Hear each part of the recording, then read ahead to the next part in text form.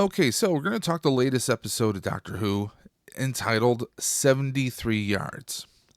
You guys know I love Doctor Who, but guess what? This one, I might not be feeling that much. Let's go.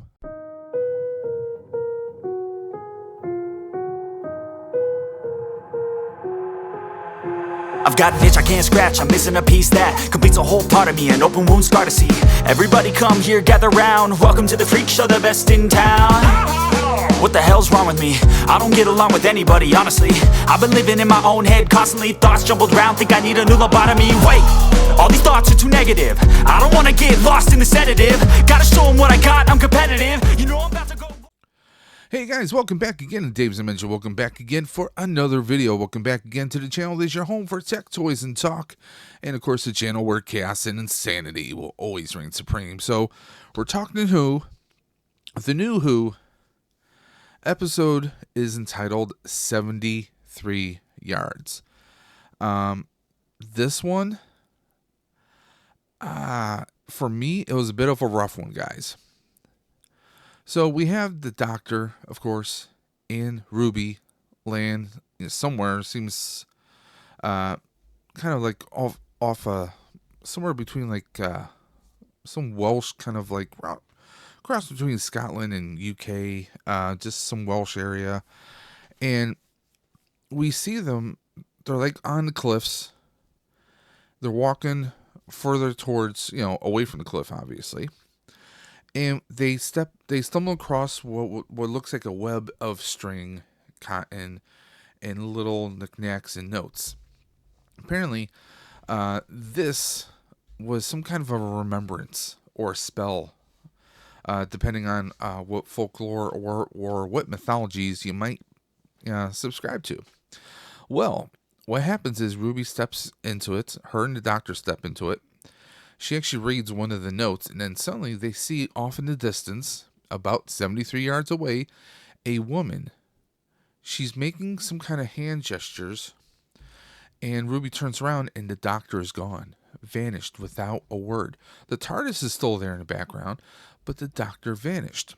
That in itself is pretty damn peculiar. I mean, the only time we would see something like that is, well, someone with otherworldly powers, or your basic average angel. There are no angels here, so there's no weeping angel, so it's not that. Well, this woman is 73 yards away, and every time Ruby tries to step closer in the direction of this woman, the woman suddenly is further and further away. Now, Ruby doesn't know what to do. The Doctor's gone. The TARDIS is there. The TARDIS won't let her in. Now, we know the TARDIS is an object, a sentient object that exists in all facets of space and time, all dimensions, past, present, and future, all timelines. The TARDIS knows when not to move, and the TARDIS knows when to run away. This is one of those moments where the TARDIS stays still. It doesn't do a thing. It doesn't make a sound. We don't hear the cloister bells. We don't hear anything.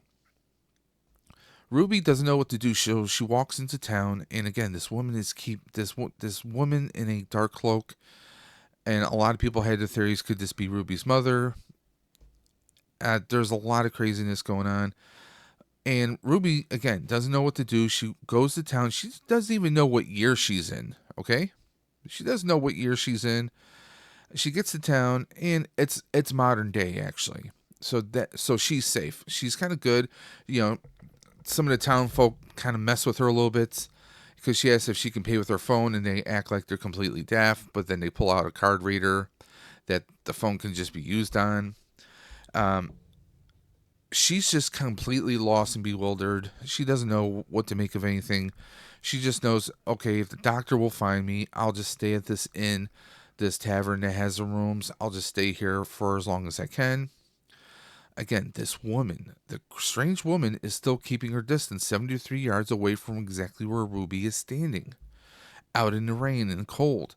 One of the tavern customers, the patrons, one of them goes outside because he has to go anyways, and Ruby asks him to ask the woman about, did she do something to offend her, or find out why she's keeping her distance. Well, they watch from through the window, and you can see the man talking to the woman, and then suddenly he runs away in a panic, in a fear. What is going on? What does this have to do? And essentially, anytime someone goes near this woman and asks her about Ruby, the person looks back, looks in Ruby's direction in disgust and in rage, and takes off running like there's no tomorrow. Very weird, very crazy.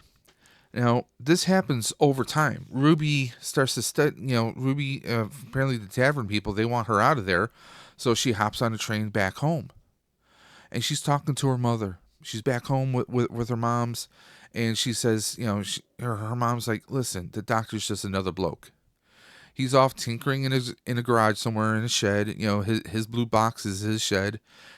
She makes some references to that. But Ruby knows that that's not the case. And we hear the mother talk about, yeah, sure, he gallivants across space and time. He travels through the galaxy, but he's still a bloke. So obviously her mother's already come to terms that the doctor travels through space and time, that the doctor can travel anywhere, and is completely unfazed by this. I gotta say, we love Ruby's mom. Ruby's mom rocks. Nothing phases her, really. You gotta love that. But the two of them concoct an idea that, hey, the mom says, well, we'll do this. I'll go up to the woman and I'll have you on speakerphone. I'll have you on the phone and you can hear what she says. Well, they tried to put this plan into action. It does not work. It backfires tremendously to the point where Ruby's mother wants nothing to do with her. That's right. This episode is a solo episode about Ruby being on her own, everybody abandoning her. No doctor, the TARDIS doesn't want to have anything to do with her. Nobody wants to have anything to do with Ruby. And we're kind of watching her over the next 20, 30 years be on her own. At one point, she even communicates to UNIT. Kate Lethbridge Stewart shows up with UNIT, and they're saying that they're going to do everything they can. She's going to do everything she can to help Ruby. But that backfires because, again, the woman passes a message through one of the soldiers, through their radios. It gets relayed to Kate. Now Kate recalls all of UNIT, and they take off away from Ruby's position like there's no tomorrow. Again, there's this weird situation where something or other, some curse, if you will, some hoodoo, is causing Ruby to be abandoned by every single person. This seems a bit weird. Now, this doesn't seem like your typical Doctor Who episode because we're trying to find out what's going on. What is the cause of this? Eventually we do. By the way, spoiler alert, I'm going to spoil something that's going to happen. In the beginning of the episode, the Doctor makes that is before he vanishes, makes a reference about a politician in the future who's a really bad guy. Well, turns out that hasn't happened yet. Spoilers, right? So Ruby actually decides to work for his campaign. And she concocts an idea, a way to stop this politician from ruining the world and ruining the future. Well, mind you, she's gotten there. She's gotten to that point in time the long way around. And she goes and she works for this politician. She finds out the politician's pretty dark and evil. And she concocts an idea. Well, he's going to do this presentation right before he's announced as prime minister. And what he does, so what she does is she plans to use the woman against him. She actually runs onto this soccer field and she gets to a certain point where the woman, because every time Ruby goes a certain distance, that woman has to perpetually be 73 yards away. A very weird arbitrary number. We'll go with it. So what happens is she gets the woman to be standing right next to the man. Of course, the man suddenly sees a woman there, so he's going to ask her a question. It's human nature, curiosity. Again, he speaks to the woman, and guess what? He looks at Ruby, and he runs in fear. this guy abdicates his office because he was going to be elected prime minister. Now that he's not, he's no longer going to be in that position. The next person is. Future is completely changed now, but yet that woman is still following Ruby.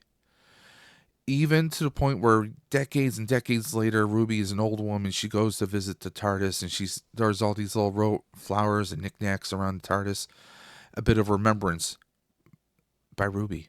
And eventually, Ruby kind of gets older and older. Things are turning bleak.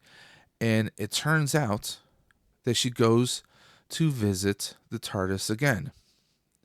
Turns out that the old woman the entire time was a future version of Ruby,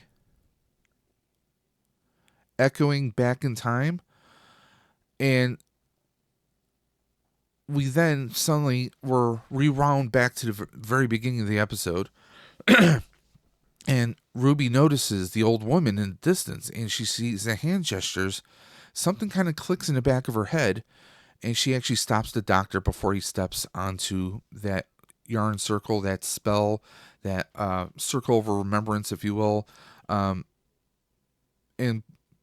because he doesn't step into it, and she doesn't step into it, none of that future happens. The doctor doesn't vanish. Ruby doesn't become abandoned by every single person.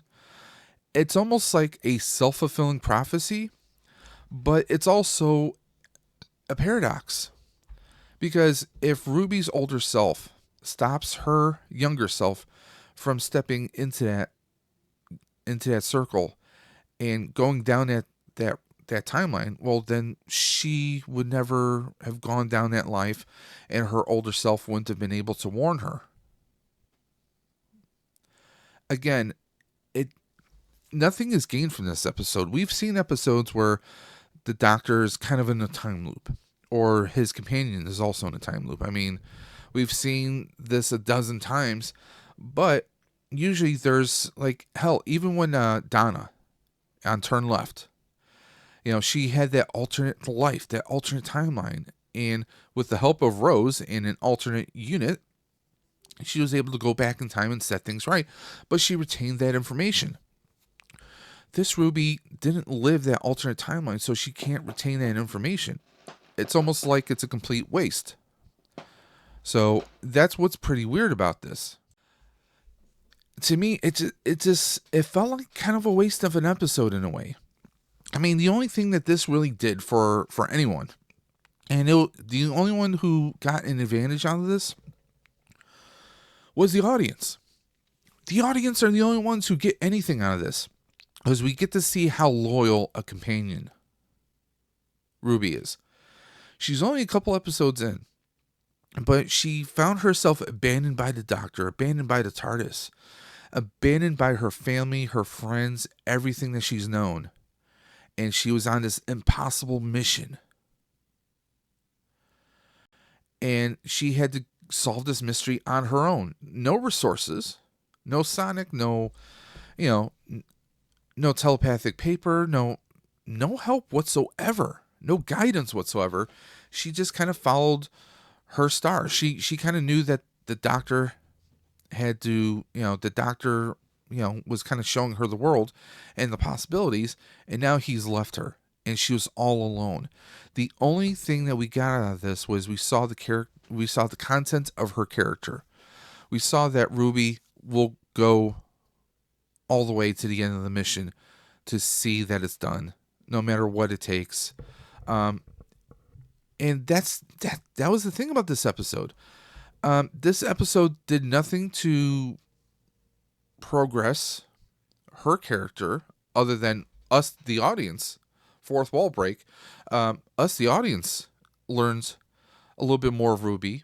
We got to see, how she is, that she's a caring person, and that she is honest and she's a true companion. That's what we saw. The doctor doesn't know about this. The only ones who know about this are us, the audience, and that's right, the TARDIS. Because remember, the TARDIS lives and it exists in past, present, future, every possible and probable timeline that exists out there. The TARDIS exists, so the TARDIS would retain that information. So will this come back to aid Ruby in a future episode? Will this be something that the Doctor is somehow receives this information via the TARDIS? We don't know. There's a lot of crazy questions.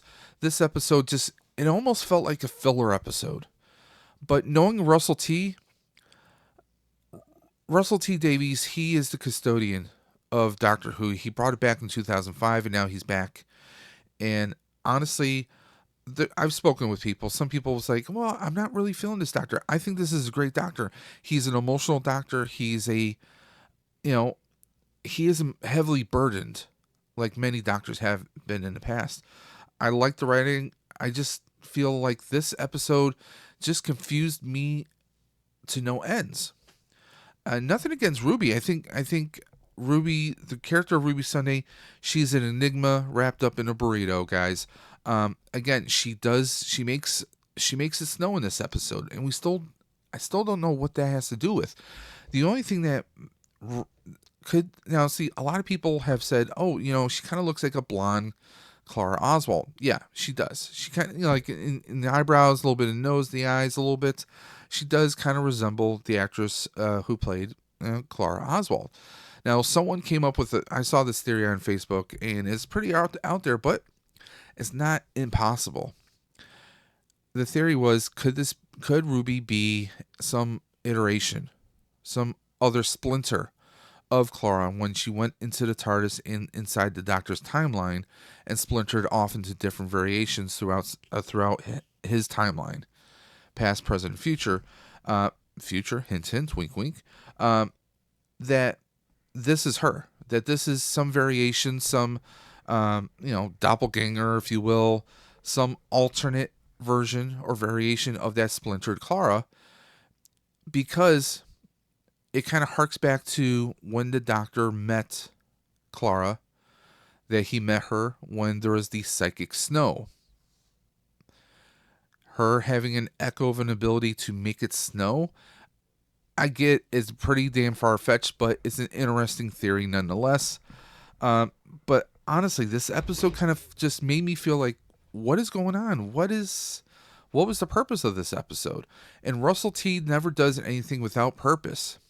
So it makes me think that the TARDIS is going to play some key role, where it will there'll be some kind of mentioning or something to do, some images will be displayed by the TARDIS or something of this mission. Like maybe the Doctor will have some doubt about Ruby, and that's when the TARDIS kind of steps in and shows him how she went on this mission and completed it. Who knows? Anything and everything is possible, guys. But there we are. On a scale of 1 to 10, I got to give this one a 5. I really have to give this one a 5. It felt like a low kind of an episode. It was cool seeing Kate, seeing Unit. It was cool seeing, a companion go on this impossible mission, but it just felt anticlimactic, and it felt like continuity-wise, story-wise, nobody learned anything. There was no change in the story. There was no development of the storyline, except for, us, the viewers, and the TARDIS. That's about it, guys. Guys, if you agree with me, let me know. If you don't agree with me, put me in my place. Comment in the comment section below, of course. If you like this video, give me a thumbs up.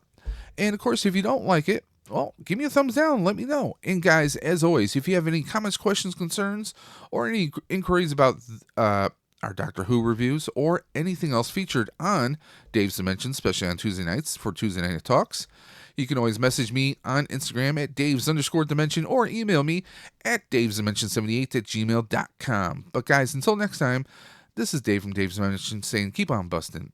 And I'm always going to catch you on the flip side. Take care, guys.